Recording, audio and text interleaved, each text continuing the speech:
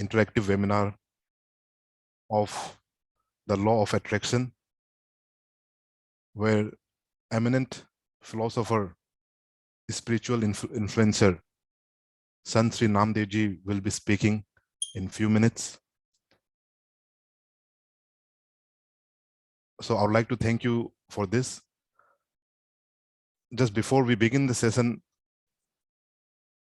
I would like, what you are seeing on the screen is one of the world's largest meditation center that is situated in Varanasi. And it is said that more than 20,000 people can sit at a time here for practicing meditation. So you can see that in the next slide, that recently our Prime Minister of India, he also visited this center on 14 December 2021. So there's just a different fact. So coming to the agenda, Vikasji.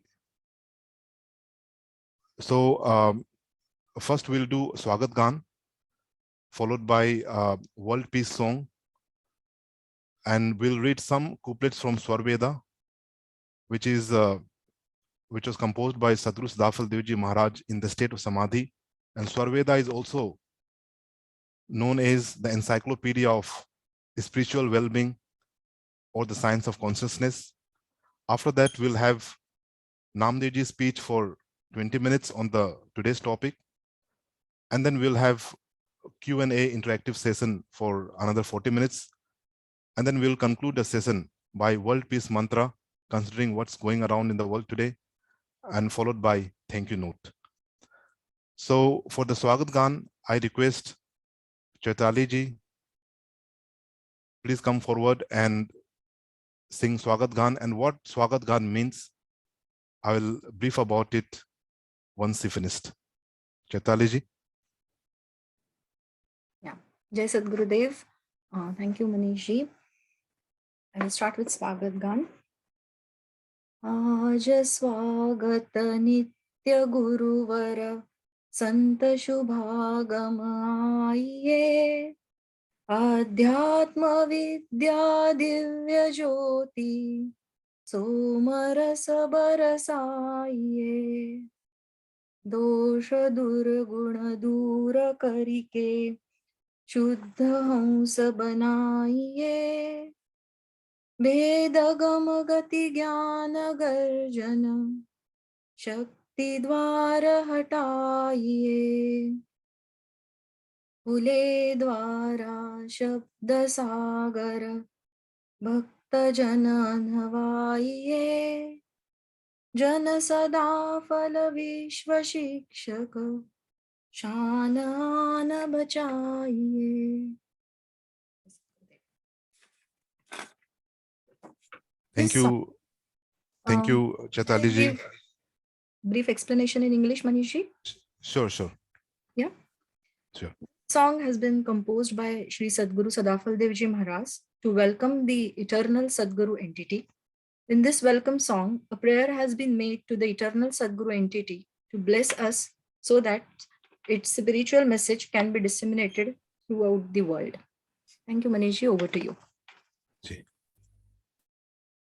Now, next we'll sing Mangal Gan, which is about World Peace Song.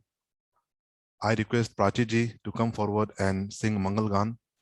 By means of Mangal Gan, we are praying to the divine power to shower happiness and peace in the whole world. So for this Swagat Gan, Mangal Gan was composed by Sadhguru Sadafal Devji Maharaj. So I request Prachi ji, please sing Mangal Gan. Thank you, Manish ji. Mangal Gan. Vishwa Shanti Nama Mangala Parama Guru Ko Dhyaye Varga Dvandvaya अशांति दूर कर, भाव भेद मिटाइए। सार्वभौम समष्टि सत्ता, ध्यात्म राज बनाइए। भेष भाषा भाव जगमय, ज्ञान पर दरसाइए। समृद्धि सुख शांति धरातल, स्वर्ग भूमि बनाइए। विश्व शिक्षक जन सदा फल, नीति स्वर अपनाइए।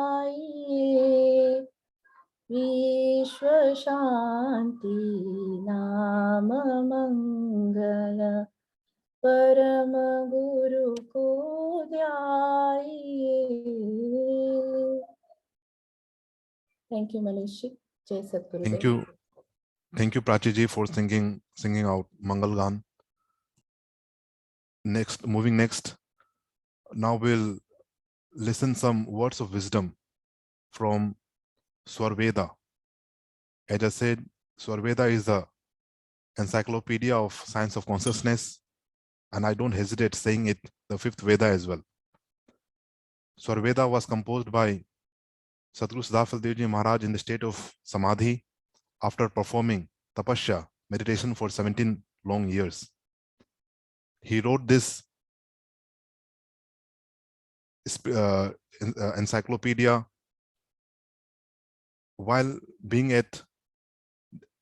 in a cave located in Himalaya.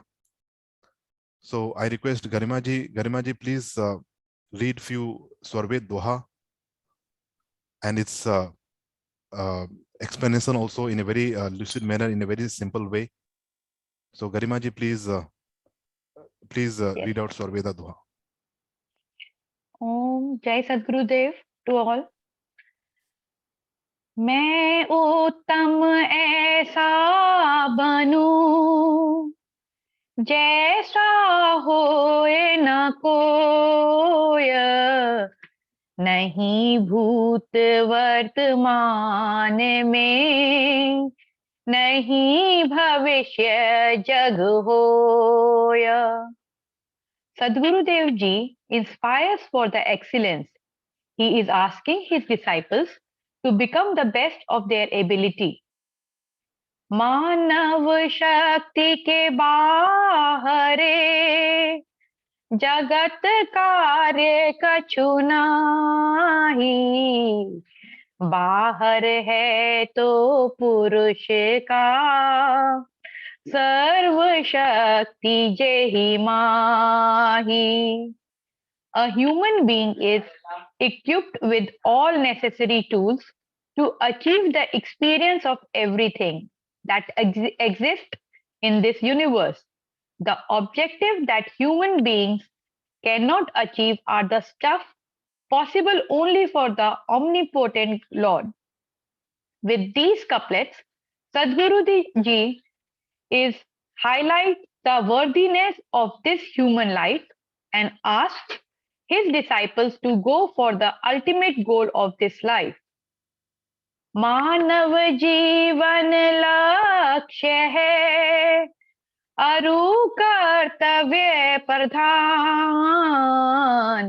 परमात्मा प्रभु मिलन में, अन्य गौण सब जान.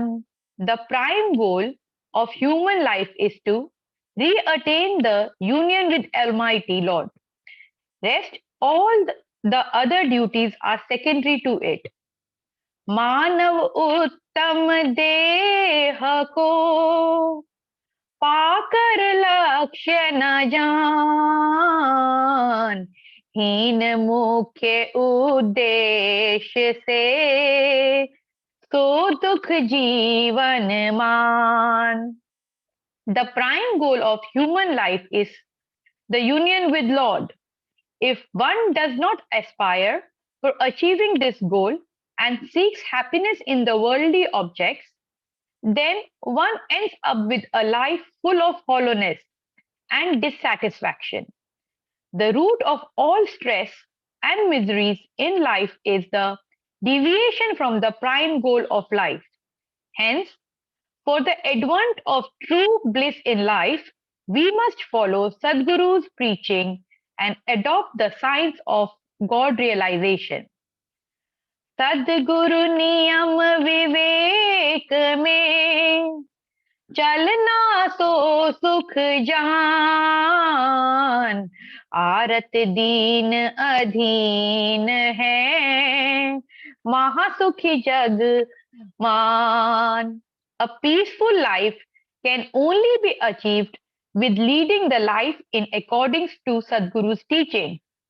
Those who make the prime aim of life in achieving what this human life is made for are never disturbed with external changes, and that is the only way of experiencing peace and contentment in life. Hence, surrender to Sadhguru and adhere to three pillars of spirituality: Seva, Sadguru, Hari, Bhajan, अरु सत्संग विचार. यह संयम नित्य कीजिए तीन सारे संसार. A true disciple of Sadhguru never defaults in attending the three main constituents of the spiritual practice: the service to the holy feet of Sadhguru, Seva, the practice of meditation, sadhana, and the spiritual discourses, satsang. If we start planning our life around these fundamentals, the experience of joy and peace flowers automatically in our life. Seva helps us inculcate good virtues and diffuse effulgent ego in us. Sadhana is the basis of acquiring spiritual experiences and divine knowledge. Satsang is essential to keep us cleansed of dust of mind. Hence, leaving anything of these three words make our spiritual progress impossible. Hence, the true seeker of bliss aligns their life around these pillars of spirituality. Dhanyavad. Jai Sadgurudev. Thank you, Garimaji, for reading out Sarveda. As you said, to live a peaceful life, there are three pillars. There are three foundations of it. That is Seva, Satsang, and Sadhana. We can understand more about it in the coming sessions. But now we'll move for the main part of the today's event, to listen from Sant Naam deo ji about what is law of attraction. So what happened, like a few weeks ago, we were watching Sant Naam deo ji 2 or 3 minutes video on the law of attraction, and that video attracted more than 2 million views in just a span of 3 weeks time in YouTube. So many people suggested us, why not we have a interactive session of Sant Naam deo ji on the same topic. So that's why we are here. And to let you know, many of you know Sant Naam deo ji, but some of you may not know. So Sant Naam deo ji is a keynote speaker, a prime trainer of meditation, a philanthropist, and a life transformer. At a very young age, he has got an in-depth understanding and experiences of spirituality through the meditation, which helps still the mind and achieve self-realization and beyond. Naam deo ji propagates the universal message and the teaching of Vihangam Yoga across the world. Everyone can experience this regardless of what his or her religion or belief is. His mission is to establish world peace and order by enabling human beings to realize their true selves through the most ancient and scientific knowledge and technique of meditation. His presence has helped and transformed lives of more than 100,000 people across more than 35 countries, including US, Canada, Australia, Europe, Africa, etc. He is also the president of International Wing of Vihangam Yoga and also leading various social service initiative of Sadhguru Sadafal Deo Vihangam Yog Sansthan in collaboration with United Nations Economic and Social Council and UN Habitat. And these initiatives, some of these initiatives are like Handicraft Development Program, Women Empowerment Program, Youth Vocational and Leadership Program, Environmental Initiative Program, where millions of trees are planted every year. And not only this, Sant Naam deo ji has also helped acquiring a special consultative status with the United Nations ECOSOC for Vihangam Yoga, recognition from the Ministry of Tourism, Government of India, and other government departments have been receiving a lot of guidance from him. And he has also been working a lot towards a mission that is called From Soul to Soil, which inspires people to lead a more conscious life, considering nature. And one of his latest initiative is also that he founded the Abhyas School of Yoga, where people are practicing Hatha Yoga so that they can keep our body fit, and later on they can connect their soul with the Supreme Consciousness. So this was a small introduction of Sant Naam deo ji. Now we'll move to the today's topic, the law of attraction. So in today's world, you know, we all ask, I'm very sure today here, I think we are around 80 people.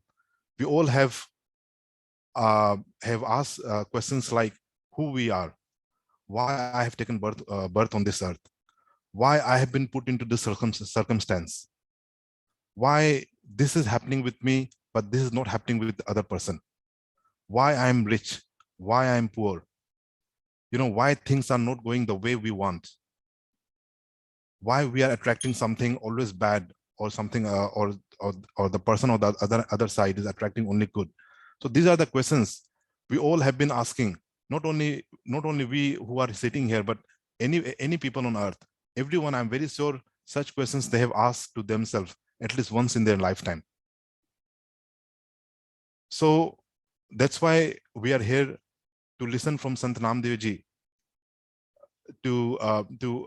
so that we get a clear and better understanding of the law of attraction. So Sant Naam deo ji, I request you, please unmute your mic and please guide us and shower your blessing upon us. Yeah, Sanjay, the floor is yours. I'm just unmuting you.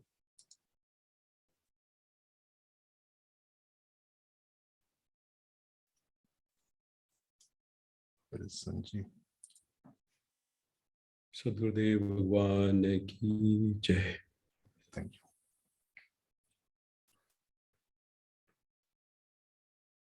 सद्गुरुदेव भगवान की जय।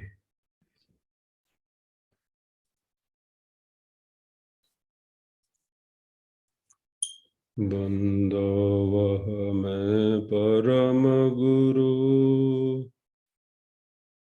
जिन यह ज्ञान पसार, देव सदा फल आदि में,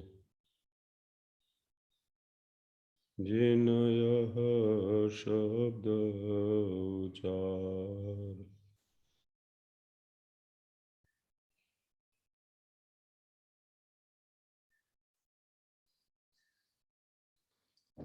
ब्रह्म विद्या छिनगी उड़ी लगी कर्म घर आग कर्म वासना जर गई चेतन चेतन जाग निज अनुभव वर्णन करूं दिया ज्ञान प्रभु सोय तेरा है तुझ में रहे करत समर्पण सोय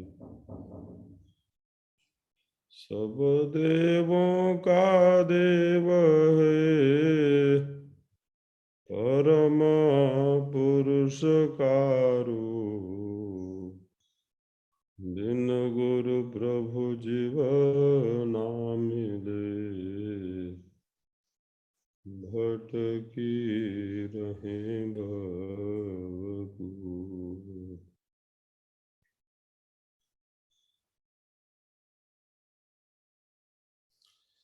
Pranam to all of you.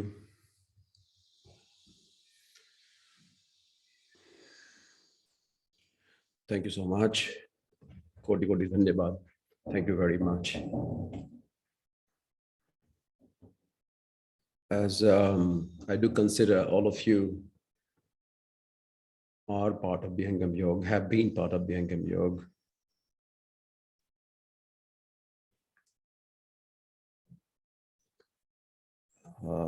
The topic, the law of attraction. It was so generous of you, Manish ji, having introduced me that way. Thank you very much. And I would like this session to be interactive so that you can ask me questions and I can, if I could, answer them. I don't want this session to be autonomous.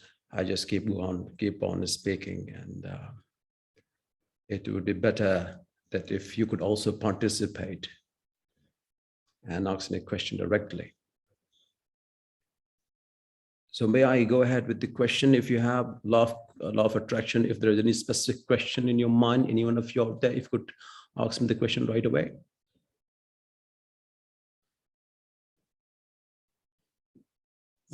Yes, I have. So we have collected some questions from people. Before that, I would like to request people here, participants here, if you have questions, please raise your hand, or you can just put your question in the chat box. We'll collect it and we'll put it to Naam deo ji. So first question, Sanjay, that I received from people, and unanimously many people have the same question, that in today's world we are so much connected to the social media, right? Every minute we are having our cell phone in our hand, and every minute we are getting information after information. War is happening, a lot of community crises are happening, and two communities are fighting, and this and that, so many things are happening around the world. So and on the other hand, we are told that our ancient scripture says that try to detach yourself from the world. But how is that possible? If we take too much interest in the world affairs or what's happening in the surrounding, then it affects our mind. And if we don't take, then people say that, oh, you are selfish, you are just thinking about your own spiritual growth, you're not taking care of the whole world, right? So how do we make a balance of it, and how should I see how should we handle such situation? Thank you so much. Thank you. Yes. Thank you for this question. This is a very good question. Indeed it is. I just want that this talk should be interactive. That's why I asked you. Otherwise, I don't want this session to be monotonous from my end. So yes, detachment actually has been misconstrued by many philosophers and many school of thoughts have termed it as something or someone who has been isolated, or he may have a choice to isolate himself from the rest of the world, detach himself or herself from the rest of the world. That's the usual thought pattern, isn't it? So the more you try to detach, if that means if you are being evasive in nature, if you're just avoiding it, not confronting it, if that is what most of us refer as detachment, is actually not a detachment at all by any stretch of the imagination. It could be anything in the world but detachment, for sure. Here, what is important is to understand how involved you are will decide how detached you are. I repeat myself. How involved you are determines how detached you could be. If you are really involved into it, it means that you have cleared all the blurry vision that you have had about it. You have cleared the path. Total involvement is all about seeing through just the way it is. So the people who may pose this question saying that, okay, I want to just run away from the reality of life, find my way towards the range in the Himalaya, just to find a place somewhere in the nook and corner to sit and meditate and avoid all the distraction of the world, that person is not going to get anything in his life. Nothing's going to happen to that person. The only way you can elevate yourself spiritually is by absolute involvement into everything there is, because that ensures detachment. And that has been the practice of the masters, all the masters of the world, whether be it from the Far East or from the East, from India. You will see that all of them have been the wanderers of life. All of them have been in the exploration of life. So what is important to understand here is, it is not about running away from the reality. It is actually about the acceptance of it. Acceptance of whatever there is, in absolute awareness, in absolute totality. It's like you dissolve yourself into everything there is.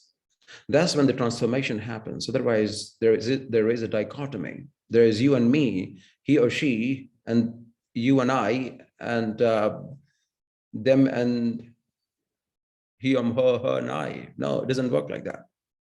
These are just the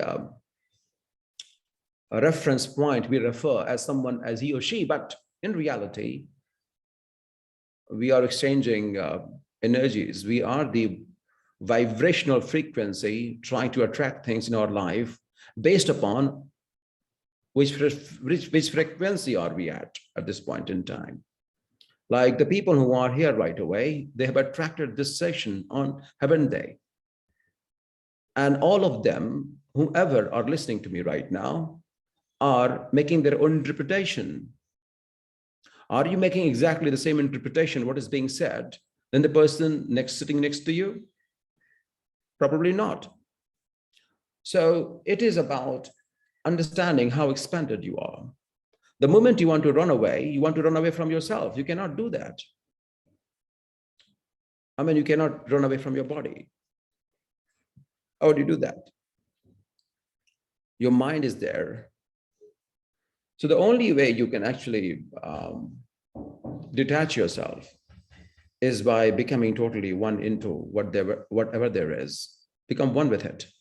Total involvement ensures detachment.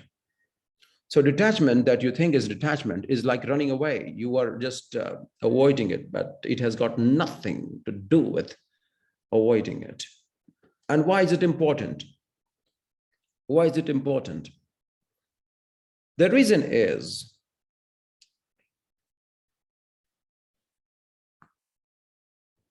you have to understand one thing, and it has to be very clear to each one of us. As I say it, I also listen to it. I hear myself. That's very important. That's so significant. That the very process of life is self-evolutionary. I repeat myself, the very process of whatever there is. And however it is, how great, how pathetic, whatever connotation you can give to it, is your job. It's your frequency, is your mental status, is your mindset. There's nothing wrong about it. There's no judgment about it. The very process of whatever there is in your life, the way it is helping you grow further, grow out of the situation where you are at this point in time. In fact, you are being spiritual right away, right now, here as it is. In fact, the moment this session is over and you are back somewhere and there is an upheaval of emotions, there, the only way you can detach it is to know it. If you don't know it, you will get into a fight with those people whom you don't like to be with, or defile your tongue, use the words that you may regret having used it later. But the only way you can show not to get in the fight is to see through it and how they're operating. If you start being reactionary in your approach, everything will be shattered in your life. No one will be able to help you at all. So all things that you talk about, law of attraction, everything, is actually, it's like you cannot sit under the tree of cactus and expect a mango to fall on your lap. It won't be possible. I'm sitting under a tree of a neem and expecting maybe Alfonso mango to drop on my hand. It's not possible. It's all about how each moment feels to you and how you're processing it. If you know the process, you know everything. If you know the past, you are dictated by the past. You'll behave how you have been conditioned to behave in the past, and the same pattern will keep continuing. There will not be any change. If you act by the force of insecurity, and insecurity has come from the past, but most importantly, it has come from the fear of the future.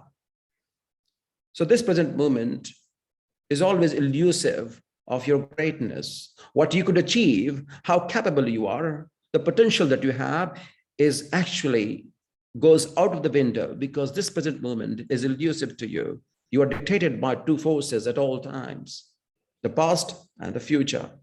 The fear of insecurity, oh, what will happen? What will happen?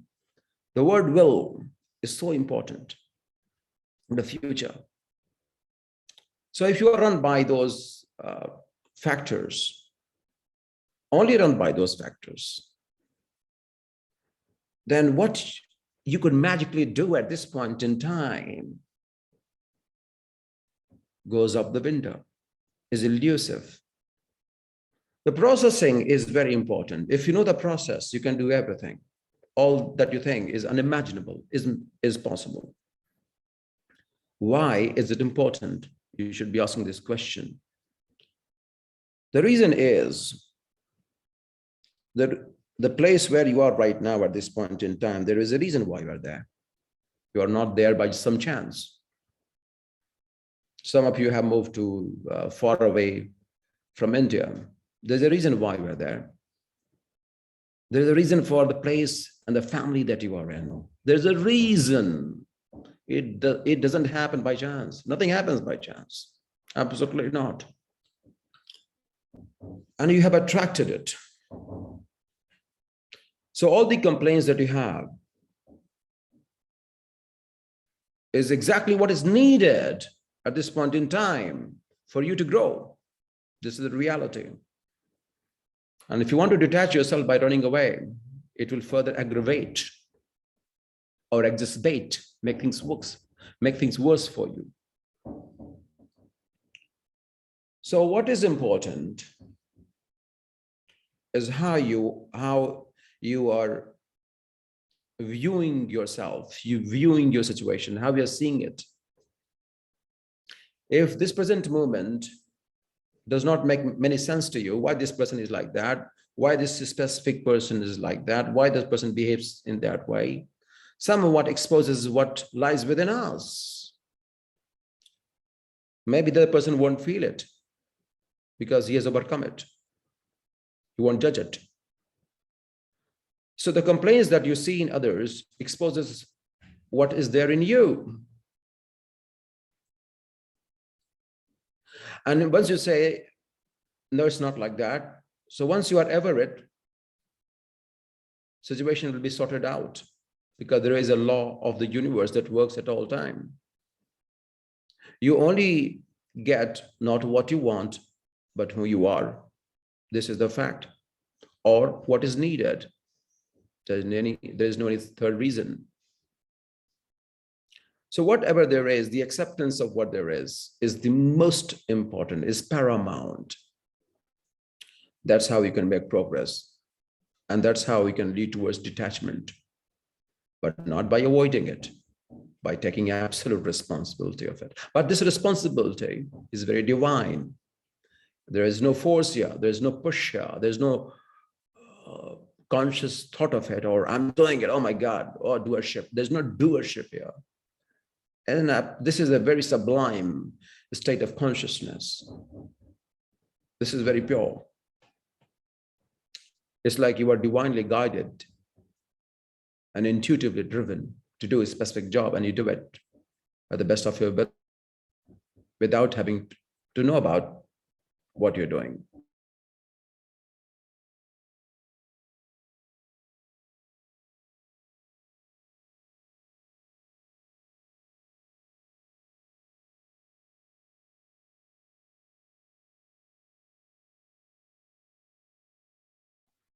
I think Sanjay's his video is frozen.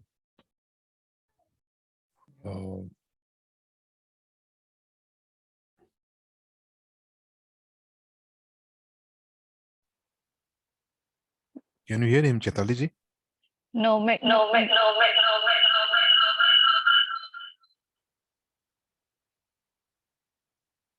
Yeah, there's some issue with Sanjay's video.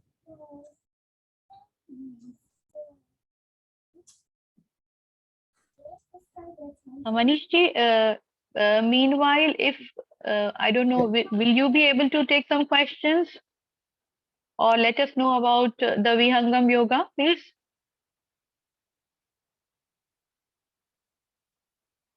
Or Vikas ji, if you can say some few words about Vihangam Yoga. I think Sanjay is back now. Okay.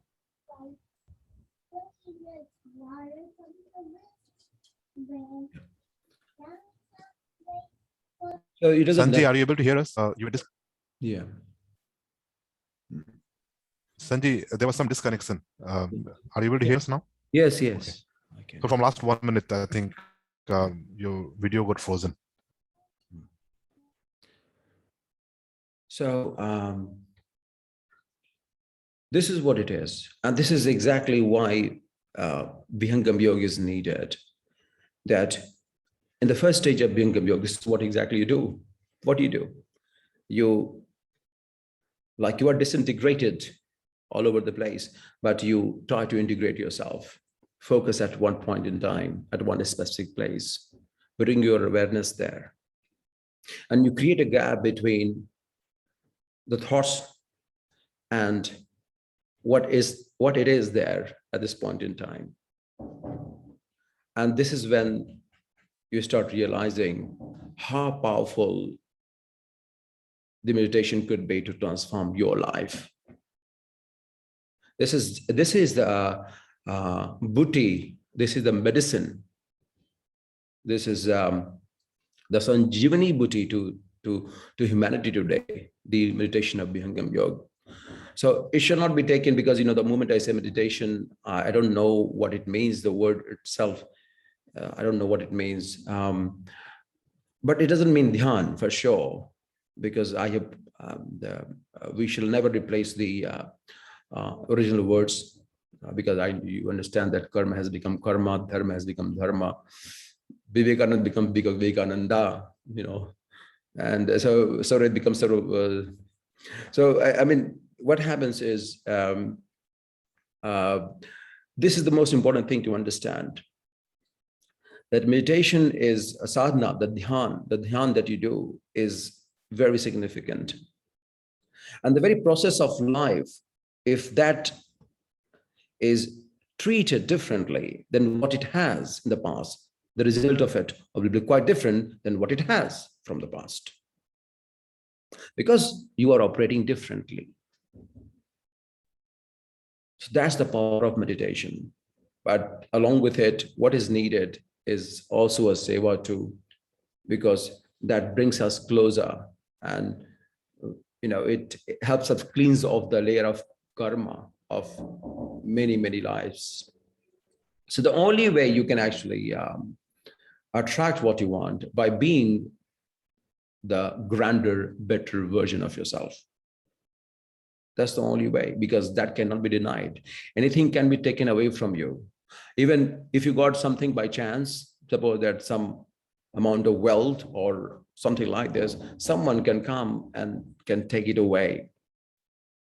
But the person, the character that you become through the process, through the evolution of your own self, that cannot be taken away by anyone at all. And that's exactly what the law of attraction is all about. Because here you cannot just be sitting under the tree of a people or any other tree and expecting something better, a fruit to fall in your lap. It's not gonna be possible. So that's why we have Vihangam Yog. That's why we have Sadhgurudev's messages, and especially the guidance that we get in meditation. That's very significant. If we could bring more focus there, I'm sure that whatever there is that you have been grappling with, dealing with, cannot grow out of it, cannot find the exact answer of it. I'm sure that as you resolve your own matters, own issues, as you dissolve your own ego, you will start to know that you are the light and you are the guide. Because all the guidance have been there, the blessing has been there. But as you get into it, you will see that you can actually make it through. You can actually make your way through all the turmoil and chaos and be there where you are designed to be. Thank you, Sanjay, very much for taking this question, and I'm very sure many people would be convinced with what you said. Sanjay, now another question coming up from Rashil Agarwal from UK. So he's asking, how much impact can we have on altering our faith? Like how much, so it's a question of destiny versus action. So because our scriptures and many people say that karma says that what you have done in the past or in the past birth cannot be the fruit of that, you have to bear it in this birth, right? So if that is true, then what is the point of working hard? How much what is the point of performing action? So how much impact can we have on altering our faith? So that's the question. Oh, you are blessed with... Well, there's nothing called bad karma, first of all. There is nothing called good karma. It's all the mind connotation. You have been telling a narration about whatever there is, to yourself. Now, let's become more practical. All the success of any corporate or any success that you have inspired millions of people across the globe, where has it come from? Those people whom you have been inspired by, including the founder of Vihangam Yog, Sadhu Sadafal Devji Bhagavan, look at the life that he led. Look at the life Sadhguru Dharmchand Devji Maharaj led, whose birthday is whose Avtarana Divas is going to be celebrated in 2 days' time. Name any corporate person in the world. Please do. Or think of it right now. What is good karma or bad karma? I don't understand this one. There's nothing called good karma or bad karma. You should know just one thing, that you are blessed with this human body. That's it. That's all you should know. If you could take control of your thoughts, maybe, which is not possible,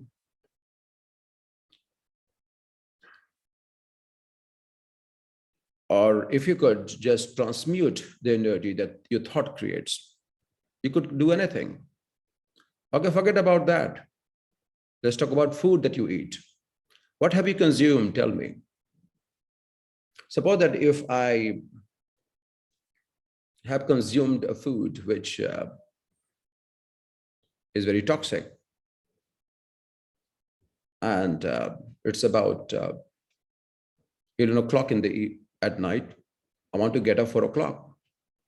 Is it possible to have pizza at 11 o'clock at night and still be able to get up at 3:30 in the morning to do meditation? Probably not. So the reason why I'm saying is, this is a very simple thing to talk about, is 80% of the human problem have come from the lifestyle they choose. Okay, now I'll come to the 20% later. If you could just control your diet in a specific way, a lot could be changed about your life.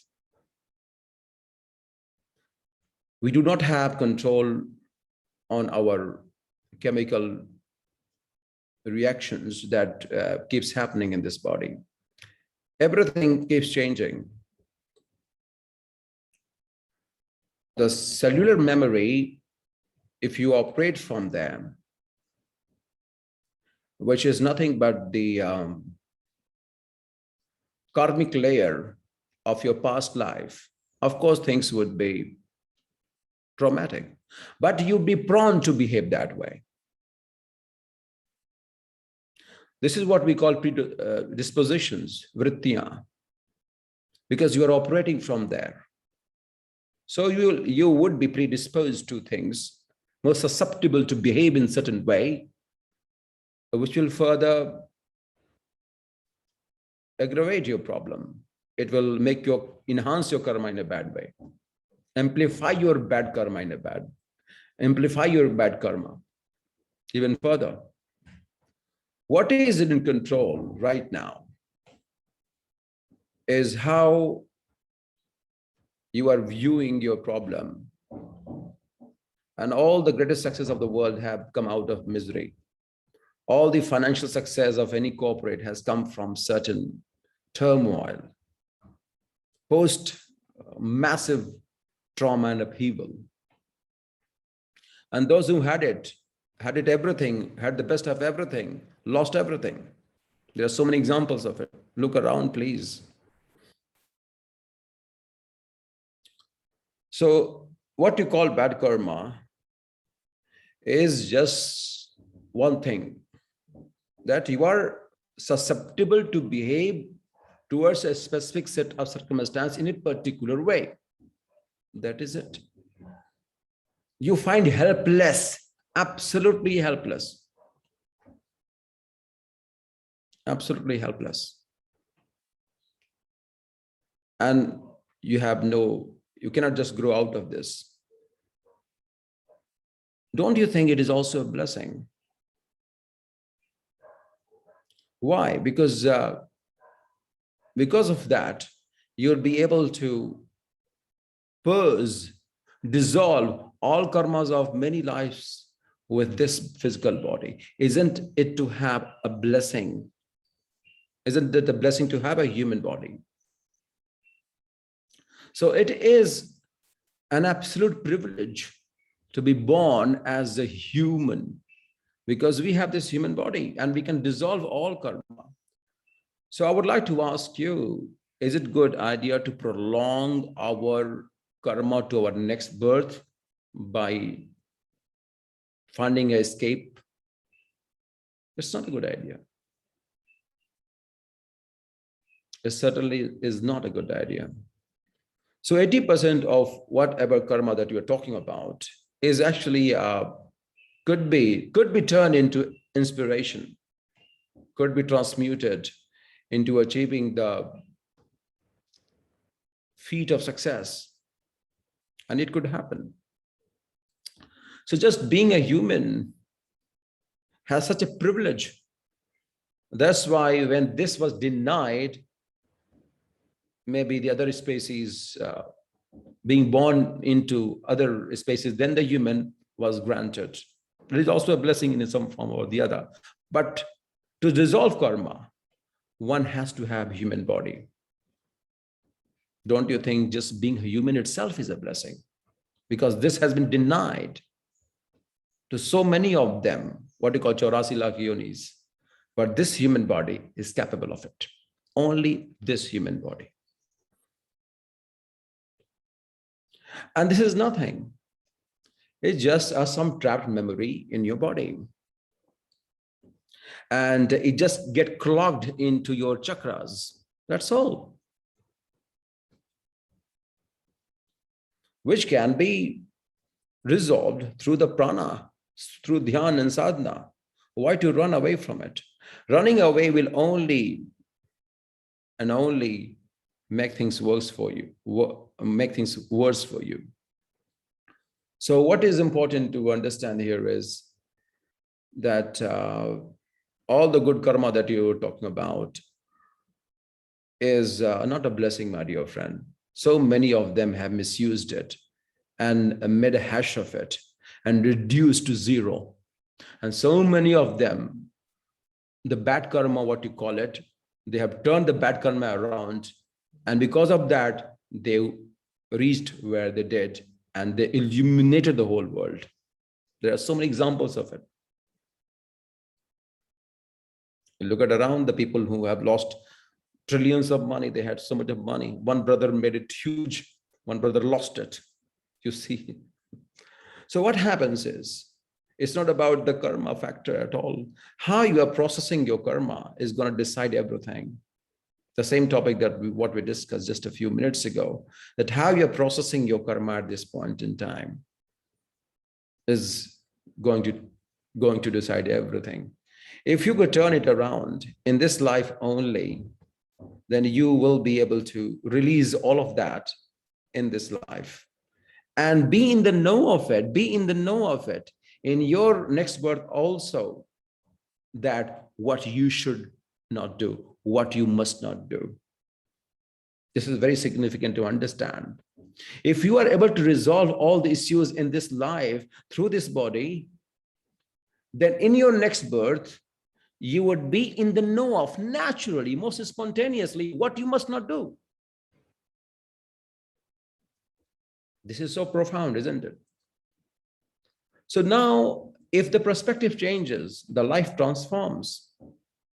So if you take this human body as a blessing of the Almighty, that this is the only human body, human form, which is capable of resolving all karmic substances, because this body has to be used only.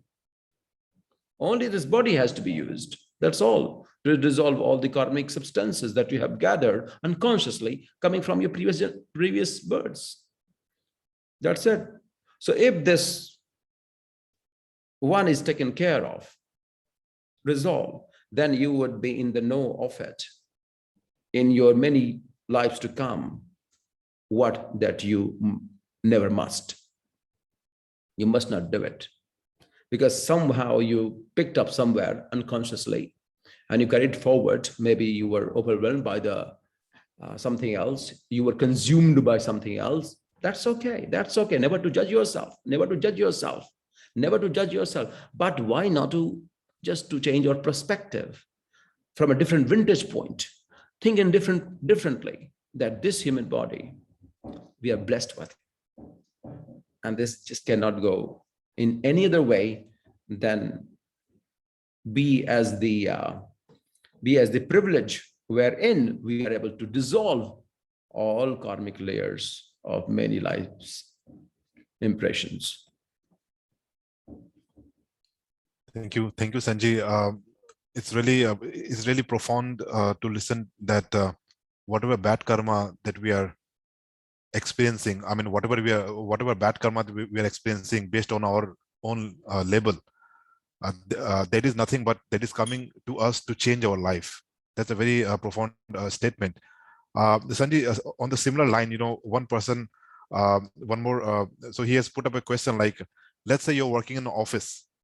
I think all the people here are from corporate world. So you're working in an office, your colleagues around you or your boss is making your life hell, doing creating a lot of unfavorable situation for you. So in that case, such things automatically create grudge against them. Then, so what should we do? I mean, how to overcome such grudges, and to what extent should we tolerate them? If I have a colleague who is playing politics around me, let's say, then to what extent we should tolerate them? Should we, so what's the way out?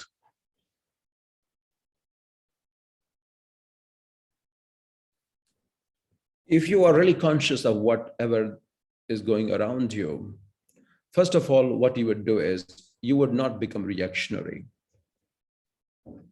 Okay, that's the first thing to know. Suppose that someone says things to me and lampoon said me things, says things which is not true.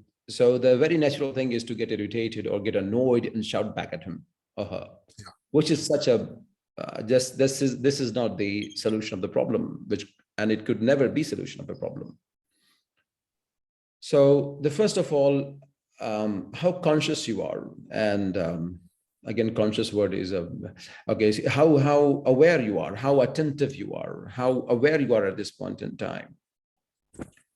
So the first thing is never to become reactionary. It is so natural just to react. But there is a difference between being responsive and being reactionary. We can choose to be responsive, and that doesn't mean getting angry or behaving in the same way that person has behaved. So it's just that everyone exposes himself or herself in a certain way. So it's very important that you keep your composure and not to react. That is the most fundamental thing, because if you do, then you have given away all your power to that person, because this is what that person wants. You are just giving away.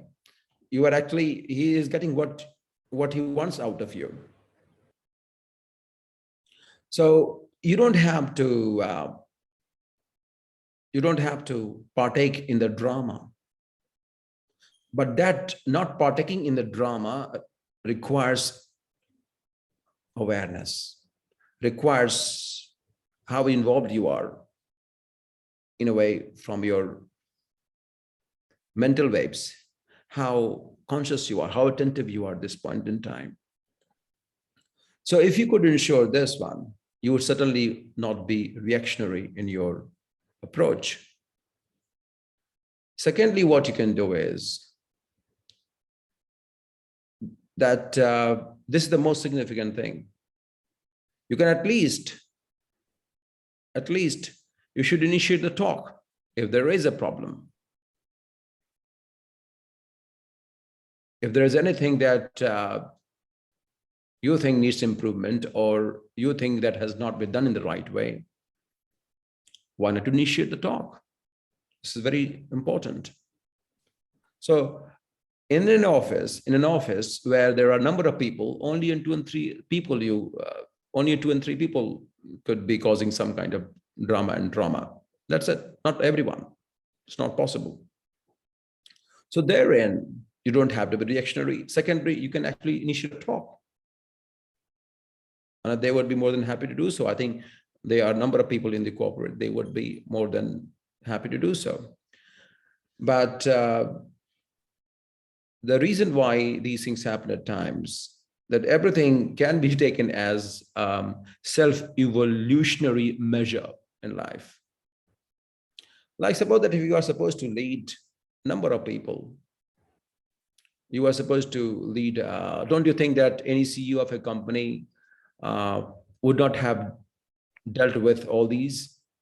He has gone through so much. That's why he has reached where he has.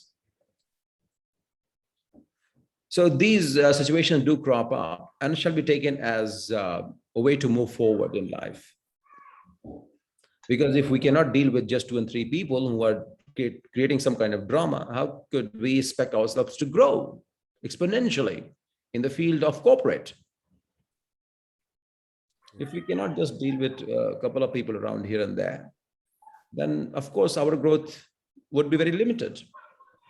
So it shall be also taken, okay, they are here to test me, test my patience. All right. I would not defile my tongues by being abusive as they have been, whatever, let's say that. So you should never come to their standard, because this is exactly what they want. They want you to bring it down to their level. How could you be doing so good, man? How could you be doing so good? Huh? Can't take it. I want to bring you down to my level. Do you want to do that? No, don't give in. Don't give in. These people are everywhere, my dear friends. Every damn place they are there. They just want to bring you down because they just cannot see you there. They cannot see you so good or so evolved. So they bring you down. They castigate. They lampoon at you. They spread rumors about you. They do that. Keep them doing it until they themselves get exhausted one day. But never ever come down to you gotta make sure that you never come down to their level, because as you do, you'll be giving away everything. And if you don't, and keep the patience and faith, then you'll be rewarded. Absolutely.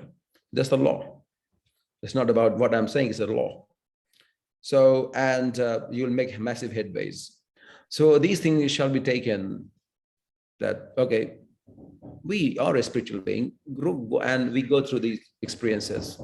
That shall always be in your mind. I always keep this thought process in my mind at all times, that these are the experiences of life. These are not me. I feel humiliated, I feel elevated, I feel fantastic, I feel sad, blah, blah, blah, X, Y, Z. These are just words. That's it. That's it. No big deal. And they have with this, they're just transient. They come and go. It's a very fleeting emotion that just come and go. I just cannot be a leaf of a tree just dangling around with the with the winds. I can't do that. I'm not that. So we got to realize that we have this human body and we are a spiritual being, but these are the experiences which just come and go, and not to. So this awareness, this expansion of yourself is very important, and never to become reactionary. If you are really good, if you are doing good, you know that what you're doing is worthwhile. It is adding to organizational growth. You are adding some value. People don't like it. If you are in that situation and people are trying to bring it down, never behave like them. Just because you happen to be an Indian or Asian, or they happen to be in somewhere else, or they can do it. No, don't fall short of your own greatness. Don't do that. Never fall short of your own greatness, because you are great. You are amazing. Why to belittle yourself, coming to the same level, same level to the person who is trying to put you down to his? Don't do that. So that's the only thing. And if it further exacerbate, then I think you should talk. There are a number of people in the organization, but basically all these people who play politics, they just cannot see you where you are, and they can pay to achieve the same greatness as you have. So they try to pull you down to their level. That's all. And it shall not be taken that seriously. It's just a phase of time. Sure, sure. Thank you, Sanjay. Rashil Agarwal has raised his hand. So Rashil, if you have a question, you can put directly to Sanjay. Your mic is already unmute. Thank you, Manishji, and thank you, Santji, for your sharing your words of wisdom. I would just like to go back to the previous question, which also I had raised. You mentioned about karma, that there's no such thing as good karma and bad karma. I guess maybe just to follow up on that, one common misunderstanding, in my view at least, of karma is that it is like action reaction. So if you it's like people associated with Newton's law of motion. But I mean, my elementary understanding is that it's not exactly like that. It's more like, something happens, it leaves an impression or on you, and then that impression perpetuates itself further on in life. Would you mind just sharing your thoughts on that, please? Because obviously, like, the common stuff that you come across about karma seems to jar with, the slightly more sophisticated understanding, which I tend to garner from discussions like this one or other ones with Manish or Manishji or with other people in Vihangam Yog. Very true, very true. I think you are 100% right. Yes. I'm sorry, I cannot switch on my camera. There's something in the house right now, but I would have liked to otherwise. Thank you so much. I think, yes, you are 100% right, because there is a law why someone is born with a silver spoon in his mouth and one under a very, very bad circumstance. And someone, he works entire day and night and makes hardly a living, but one is just squandering away a massive wealth just because being born in a successful family. So of course there is a karma. But what can I do? Tell me, if I am born with a silver spoon in my mouth, or suppose that if I am born in a family which is very poor, what can I do? Shall I just keep saying, oh, I did some bad karma, now I'm in a very poor family, or I lost this, I lost that? So you are just carrying forward the pain. So what is important here is to understand, of course, there is a karma. Of course, if whatever you do, it has an impact. But it is the one aspect of it. That's true. It is one aspect of it. But the way you can resolve it is by processing your karma. That's exactly what I mean. The processing of whatever it is right now at this point in time. And that's the only reason why the feat of achievement in many fields has been achieved only because of understanding the situation at this point in time the way it is. Because most of us would not see the situations as they are. We would deny it. We would not accept it. But acceptance and transmuting whatever there is to achieve your greatness is what will make you the person which will inspire millions of people across the globe. And there are so many examples of the same. Here, so bad karma turned out to be a blessing for so many people. Isn't it truth also? That there are a number of people who were born under very tragic circumstances, but they made a success of it, huge success of it. It was a bad karma, of course. They were born in such a situation. Don't you think so? You can also think in the other way, that this person was born with trillions of money, but died like a beggar, lost everything in his life. So he had a good karma, he got everything, but he could not make success of it. Now we'll say, oh, he must have done something, that he was born in that family with a diamond spoon in his mouth, but lost it because of the karma. There could be no karma. It is all about how you are processing this present moment. how involved you are into whatever there is, it means that you have absolute clarity of whatever you are dealing with. If that's when you can make sense of what is going on around me. If you cannot make sense of what is going on around me, of course, this situation, the family or the workplace or finance seems very heavy on you, and you cannot, you just feel like trudging along with it, but you just cannot carry with such a heaviness. So that requires expansion of your awareness, and that comes from sadhana, dhyan, seva. So if that is expanded, then you would exactly behave in a way that is oriented towards your self-growth. That's exactly what is meant here. So of course, there is a law of karma. It cannot be denied for sure, but that is one aspect of it, and that's quite limited. It's like you will be just leading your life based on what you have done in your previous life. It's like, what will happen? I don't have to do anything at home. I can sit at home. I have done all the bad karma, whatever it is. I will be here only. It means you have missed the bus. You have missed the opportunity of this blessing of human body. What about this one? What about this one? So this has to be realized, that whatever karma there is that you have done, because of which where you are right now, and with this specific person whom you don't like, or a specific situation that you don't like, whatever it is, but it shall be taken as a blessing that in this life, in this present body, there's something I can do about it, so that I do not carry forward the pain in my next birth.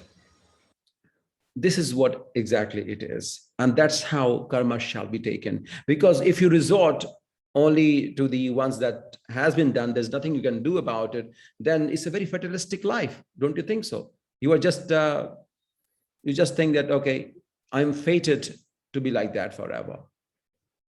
Or it is fated to be like that, which is absolutely no. Because the very example of it, when I see around me, do not prove it. Sorry. There are people who have made a huge success of it. So even if we achieve 20% of it, let's say, that will be still great.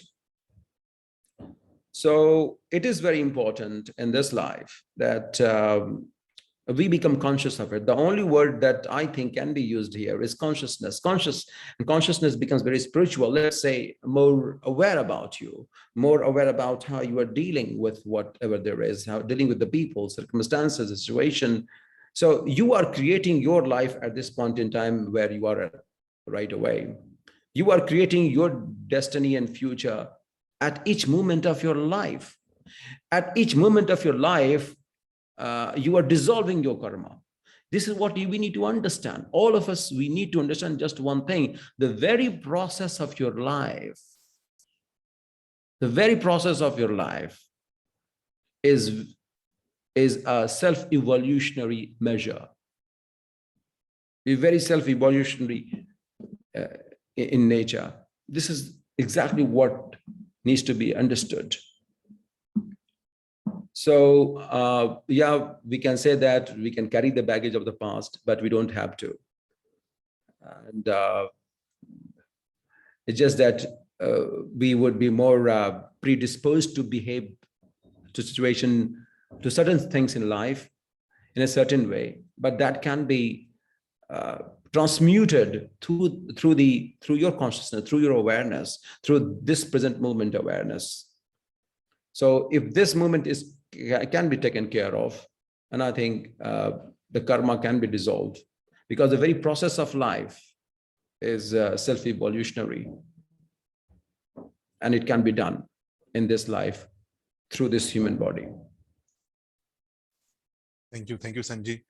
So we have Niranjan Pathak ji, who has raised hand. So Niranjan ji, you can unmute your mic and you can put your questions to Sant Naam deo. Niranji, yeah. Jai Sadhguru Namdev.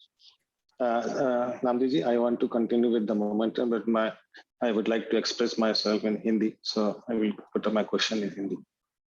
बताइए जी, बताइए.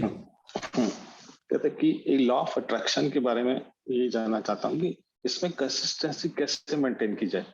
हमारी life में बहुत सारे up downs आते हैं, मतलब हमारे वर्किंग लाइफ में भी, प्रोफेशनल लाइफ में भी. कभी हम जाते हैं तो बहुत सी अप्स डाउन आते हैं, तो हम जब स्पिरिचुअलिटी के पाथ में चलते हैं तो डेली अप्स एंड डाउन्स उसमें बहुत सारे आते हैं. So my question is how to maintain that consistency in this spiritual world. देखिए, ऐसा कुछ स्पिरिचुअल वर्ल्ड ना बोले हम लोग तो अच्छा रहेगा. किसी को स्पिरिचुअल और प्राकृतिक बोलना शायद उचित नहीं रहेगा. You may continue in English. I can understand. For other listeners. Yes. So well, yes. So there's no point, like there's no any specific reason why we should label something as spiritual or something which is not as spiritual. Actually, the very way of your life. I mean, the very way of life is the answer to all of the questions.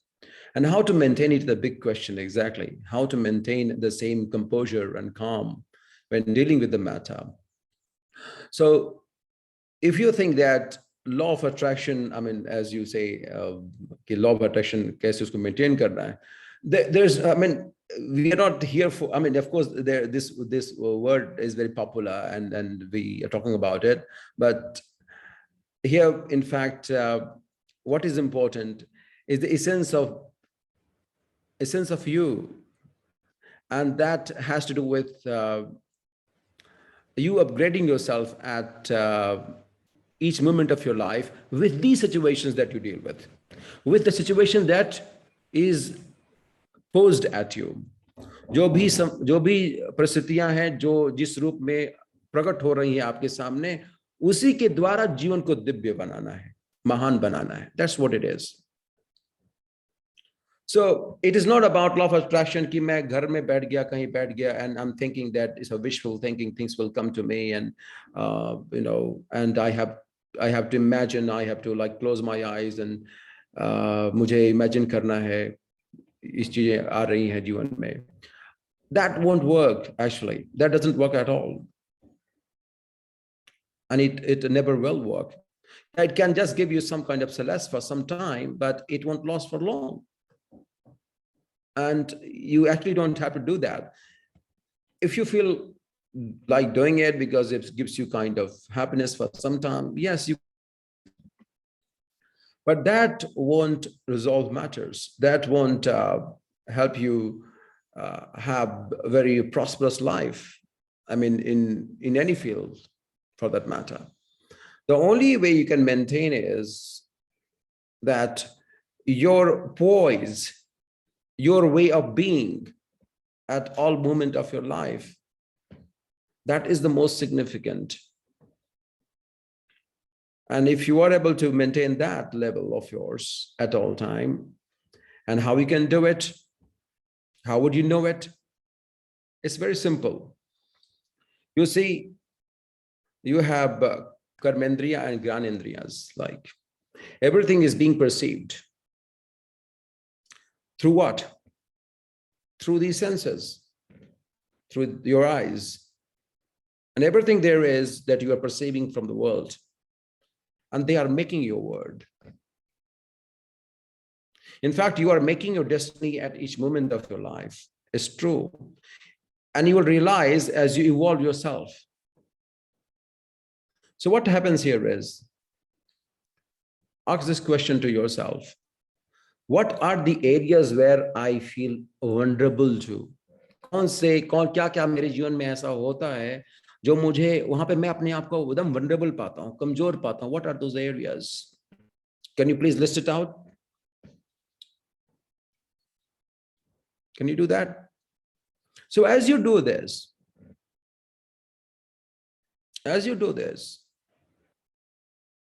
you become aware about it. You have to write it down.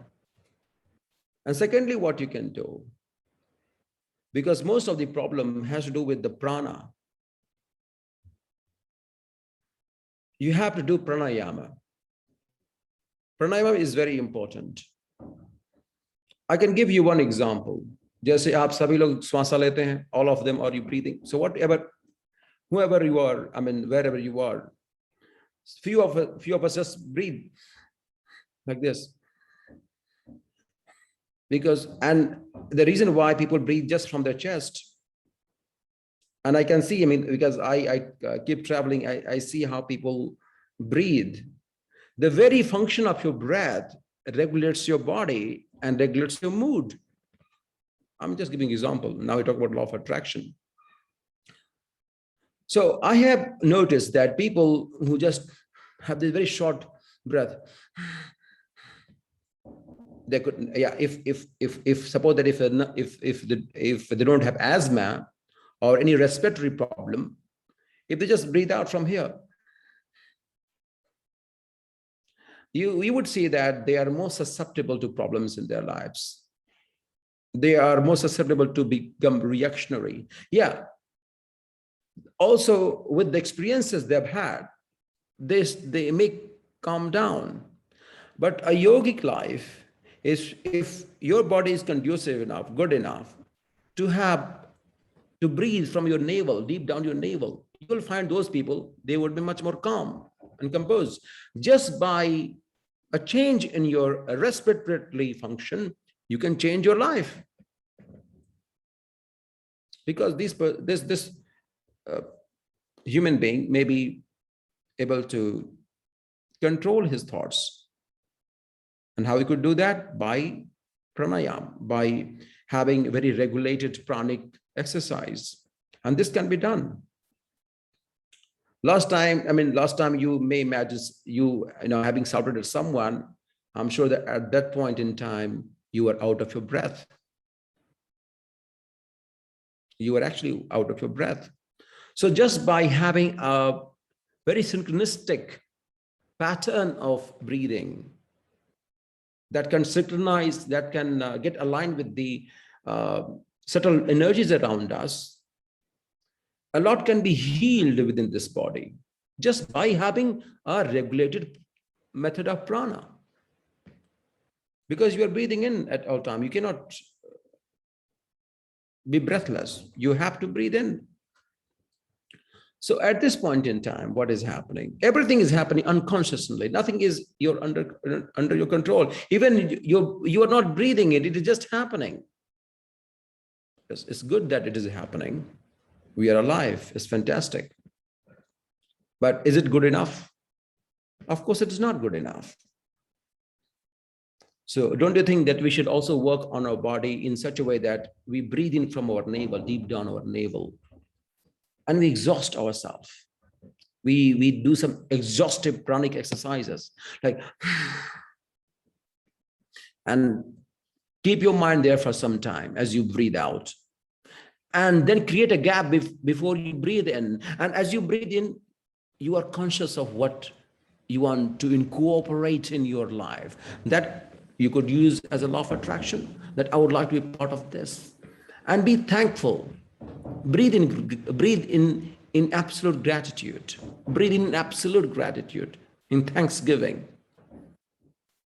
This pranic exercise will change your life. For example, I'm just giving you this example as an example. So it's about knowing about your own self. There's nothing in the world outside of you. There is nothing, there is no chamatkar, there is no miracle. The miracle is this human body. Because this human body that you're talking about was not exactly the same 6 weeks ago. Because most of the cells got replaced with some other cells. And it keeps happening. But it is also rating at the level of your frequency, which you are operating at. Now, how you are operating is deciding your cellular memory. So it is happening. It is just happening at all time. But are we aware? And if we are aware, how aware are we? How evolved we are at this point in time is creating a destiny of ours. That is it. And this is the only thing. So there's nothing called law of attraction or something like that. I think it's been given rather too much of importance. I think there has been talk on social media and people have picked up.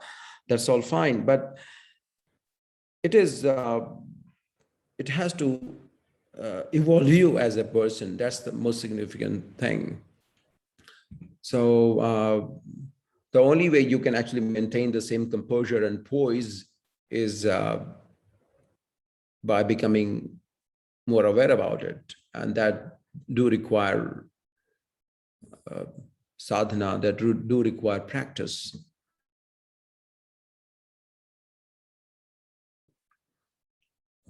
This will certainly happen. I think even with the practice, Vihangam Yog sadhana and practice, it's certainly, and all my prayers that all of us shall reach to that level of sadhana when we start realizing about our own selves.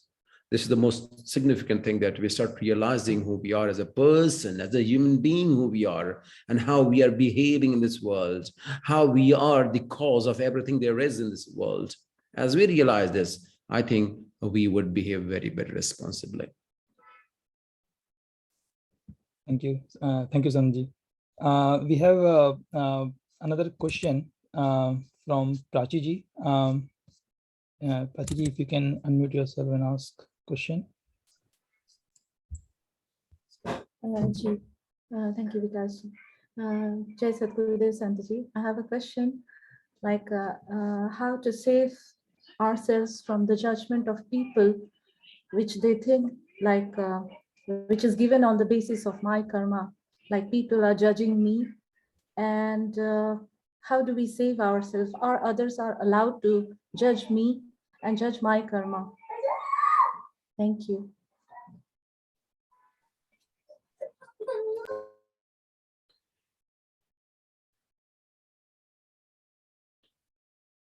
Well, Prachiji, it is not about anyone else at all, actually, who is judging and trying to do what. It is actually about understanding our own self and working on our own self. This is very significant. The only way we would be disturbed by someone's judgment is by our own pattern of thought process, Prachiji. Why? Because you are so involved within yourself. Oh my God, this is what it is. And because you have some standard of operation, like you think that you are that. Maybe you are too attached with your identity. So that could be the reason why you feel that, or why anyone, not you as a specific, but anyone would feel that. If I am self-obsessed person, if I think, oh, I'm this way or I'm that way, then most likely it will be projected in someone else judging us in a certain way. So first of all, it is very important to dissolve our own nonsense, our own identity. And as you do this, things will be all right. Things will be okay. You just need to drop a bit of your identity that you may have gathered here and there. That's okay. Don't judge yourself. So basically, don't judge yourself first. Forget about the others. So without judging yourself, just drop a bit of identity that you have gathered here and there. And as you do that, you will see that everything is in the right place, as it was. But I was thinking in my head much. So it may happen like that. Great. Thank you so much, Santaji. Thank you. Thank you, Ranji. I think Ganmaji was also asking one question. Ganmaji, if you can unmute yourself. Namaste, Santaji. I wanted to ask a question regarding to law of attraction only, where we are able to how can I attract determination? I decide that I'll do a particular thing, I'll do a particular act, like how you have told us that we have to possibly take deep breathing, deep pranayam from navel, or do dhyan, or be conscious of your act. But in this, because we are used to a particular pattern living from childhood, then I keep postponing them, or I'll end up doing my usual, continuing with the usual routine, old routine. So you can just let me know in precise or in short that how can I get into that determination or continuous focus, what I need to do on those lines, please.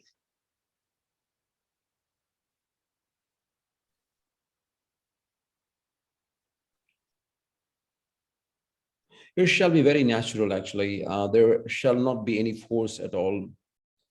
This is very important to understand that if you think that you can do it and you will do it, of course you can do it.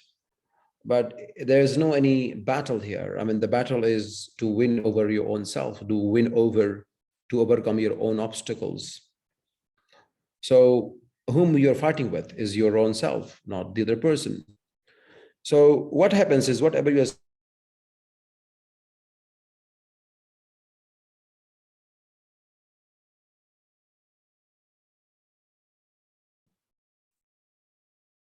I think we have issue again.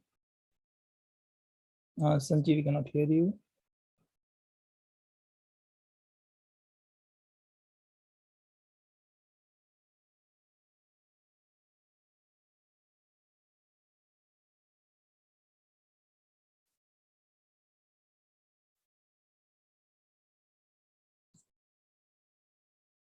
I think we can just wait for a few seconds. Sanjeev should be joining again.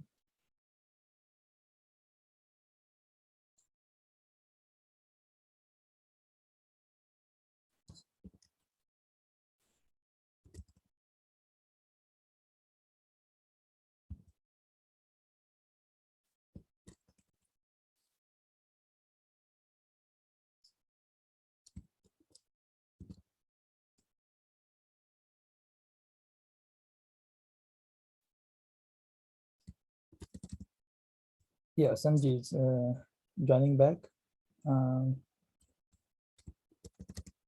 Just bear with us for a few seconds.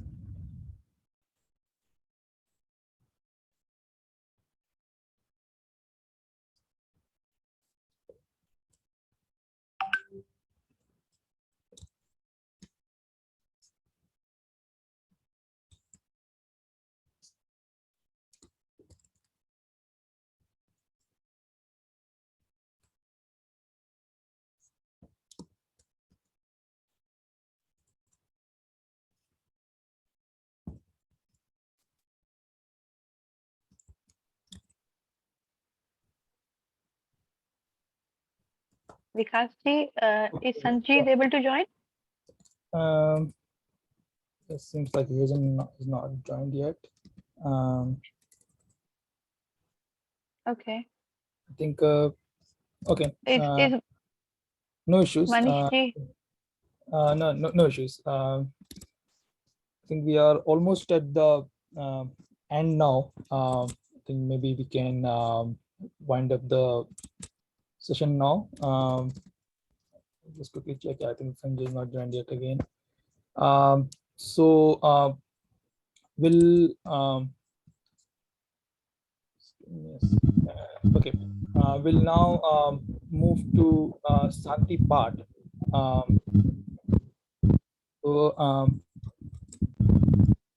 just share the screen.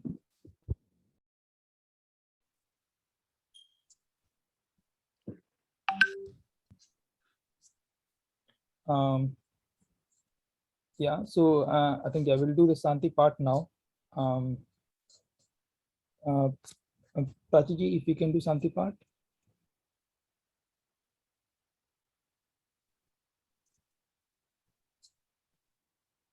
Yes, got you. Thank you. Yo Shanti Mahi Shanti Ho, Aap Shanti Sasi Shant, औषधियों की शांति हो और वनस्पति शांत, विश्वदेवों की शांति हो, अक्षर अंतर शांत, पंच शब्द की शांति हो, अंतरिक्ष की शांति समुद्र अपार है, अमित अनंत है शांत, सो स्वरूप पर शांति हो, सर्व शांति हो शांत। यह अक्षर की शांति हो, नित्य असीम है शांत। आप शांति सब शांति है, सर्व शांतिमय शांत। अज सुकृत गुरु शांति हो, स्वयं सिद्ध गुरु शांत। अभ्यास सिद्ध गुरु शांति हो, परंपरा गुरु शांत।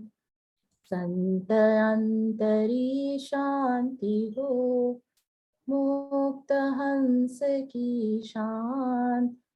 पूर्ण ज्ञान की शांति हो, भक्ति महासुख शांत। सहज समाधि शांति हो, जीवन मुक्त की शांत। दया धर्म की शांति हो, निज स्वरूप की शांत। विराग त्याग की शांति हो, उदासीनता शांत। सेवाजित शिष्य शांति हो, सत्य शांति हो शांत। हे प्रभु शांति स्वरूप हो, शांति शांतिमय शांत। शांति शांति जन शांति हो, पूर्ण शांतिमय शांत। हे प्रभु शांति प्रदान कर, दूर हो सर्व अशांत। देव सदा फल शांतिमय, शांति शांति सुख शांत। जय सद्गुरुदेव। Money Vikas ji.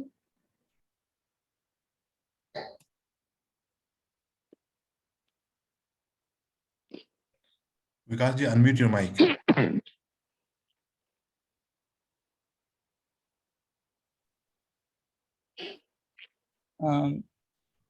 Sanjay, if you can unmute your mic.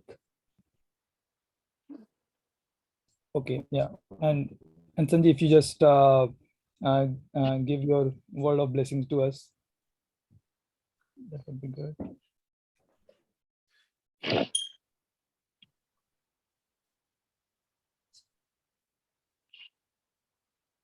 Thank you so much. Koti Koti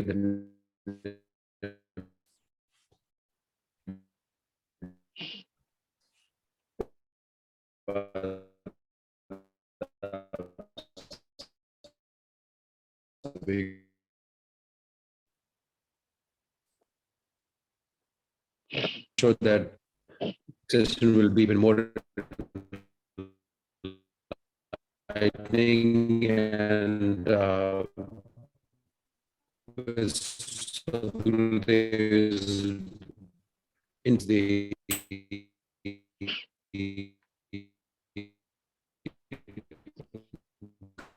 guidance of the master.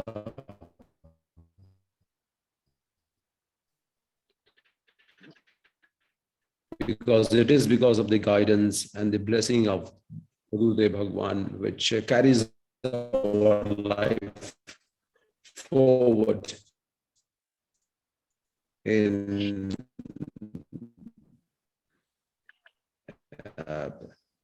everything in life, in under any tunnel of darkness. We are guided. All prayers to him, all glories to the Master Sadgurudev Bhagwan to lead a life worth celebrating as a human. Dhanyabad. Thank you, Sanjay. It was really, really amazing and incredible conversation today we had. We are lucky to be receiving the wisdom words from Sanji. Thank you, Sanji, for joining with us today. We felt very humbled, and at so many points, we felt like we had to really sit down and think about so many things which you were sharing your insights. We heard so many incredible things today. All things shared with us today was so valuable to us, and I think the biggest takeaway for me for this session, I think perhaps it would be, rather than overcomplicating and giving meaning to things, maybe we should remain still and observe and let them unfold instead. So thanks a lot, Sanji, for your kind wisdom words. Thanks to all the respected members for taking part in this conversation, for their questions.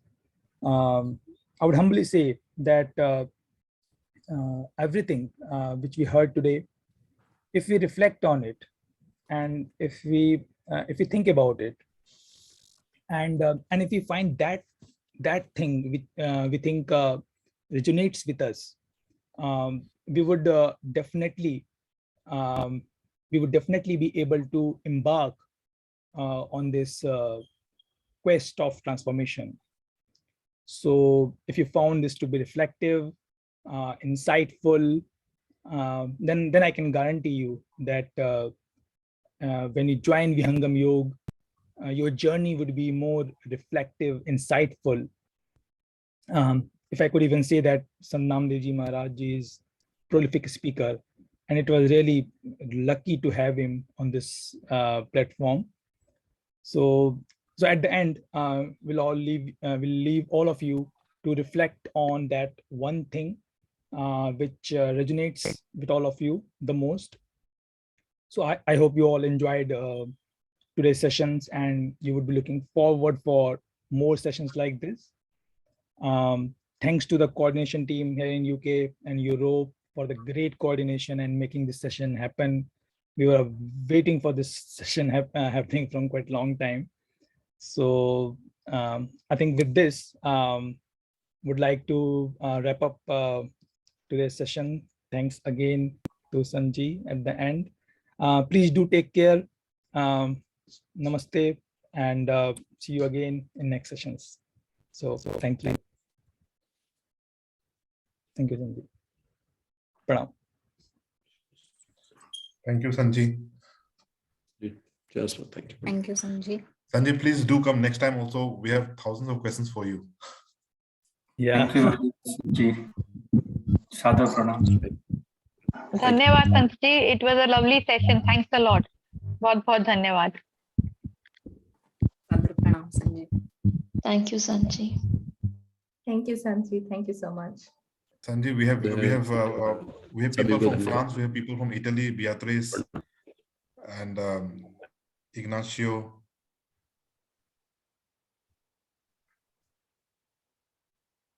I think again there's some network issue, looks like.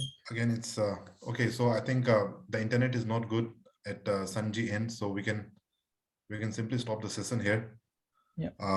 So I'll just quickly, Manish, just inform everybody to be in touch or to be in connected, what all they can do and use the information, how they have connected us, please. Yeah. Yeah, sure. So if you have any feedback, please do send it to us via the phone number that you have seen in the flyer. And really sorry for this technical glitches, but this is how it goes. Like when you do intercontinental seminar, then such things are bound to happen. So sorry for that. Yeah. So thanks a lot for your all of you for your participation. And yeah. Thank you. Thank you, Manishji. Thank you, Vikasji. Thank you so much. Thank you. Thank you. Namaste.